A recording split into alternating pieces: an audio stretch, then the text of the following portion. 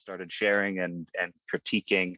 And eventually it got to a point where, we have an entire pro bono domestic staff that helps with just about everything that we need.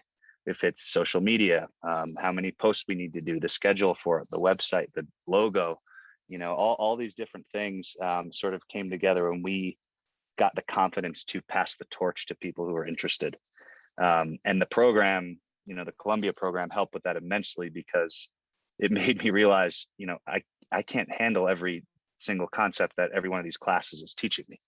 That would be ridiculous. So in some sort of leadership sense, we started saying, passing that torch to other people, and it started to fall in place. And we look back and say, oh, look, there's a plan here. There's a thing going.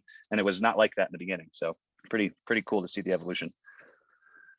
What are, just in terms of the communication side of it, what do you wish you had at the beginning that you didn't have? What lessons do you feel like you've learned? What is it, 4 years into this?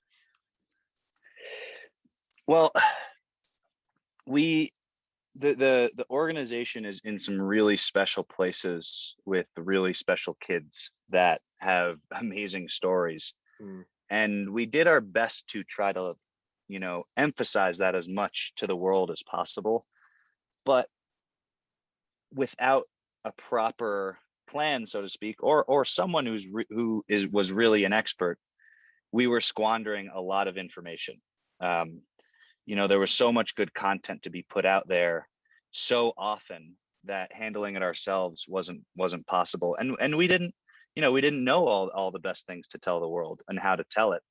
So for starters, a total pro at Instagram, someone who is just a master, starting with someone like that from square one could set an organization off in a direction way better than potentially they could themselves. And we're working with someone like that now, and it's increasing our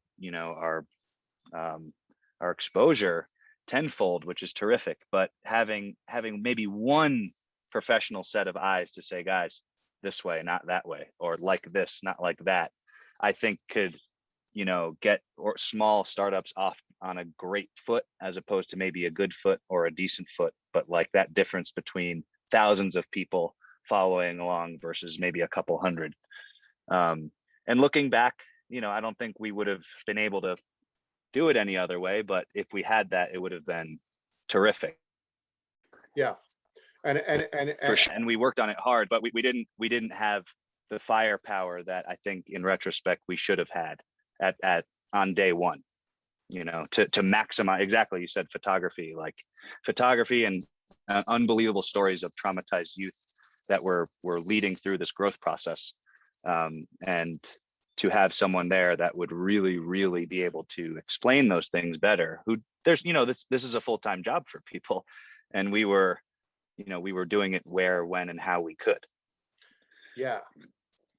And I think that's a common experience with founders, right? I mean, you have to wear many hats, keep a lot of balls in the air, whatever cliche you want to pick, but you're trying to do all of it while getting the programs going. And so marketing is something I think everybody thinks they understand because we're all consumers of it, but there is a professional aspect to it that can help take a startup to that next phase. For sure. Definitely. Great point. Well, are there any specific platforms or tactics or things that you did partway through that made a big difference to you guys? Yeah, I mean, I'll repeat it again. I've said the word probably a dozen times, but Instagram is just a paramount platform for any startup, for profit or nonprofit. But we would be nothing without it. It's led to our connections to our volunteers. It's led to connections to donors. It's led to connections for further people involved in marketing and advertising and design to jump in and critique and then join our team. It's heavily trafficked. It's visually oriented, and it can be used daily. And is how we've built. If we had to have one thing left of our marketing toolkit, it would be hang on to Instagram. cut the website, cut Facebook, cut LinkedIn, cut Twitter. You know, there's a bunch of good stuff out there, but that is without question far and away number one.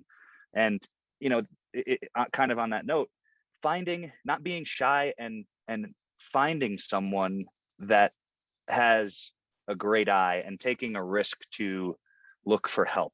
You know, that was big with us when we kind of released the pressure on ourselves and said, you know what, there's some people out there who can really run with this stuff and we can let them do it. And we took those risks in meeting and having calls and saying, hey, you want to grab a drink and talk about this, you know, this project we're doing? Sure, it sounds great.